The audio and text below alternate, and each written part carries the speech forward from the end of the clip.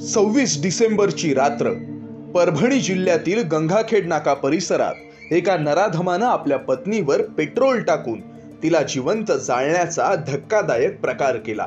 तिसऱ्यांदा मुलगी झाल्याचा या नराधमाला राग आला आणि त्यातूनच पत्नीला त्यानं जिवंत जाळलं। संपूर्ण घटना सीसीटीव्हीत कैद झाली आणि हृदय पिळवटून टाकणाऱ्या या संपूर्ण घटनेचा सीसीटीव्ही व्हायरल झाला।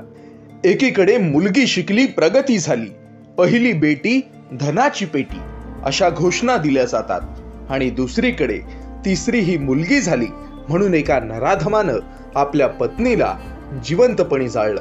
पीडित पत्नीचं शरीर पेट्रोलमुळे लागलेल्या आगीत पूर्णतः भाजलं आणि उपचार सुरू होण्यापूर्वीच तिचा मृत्यू झाला।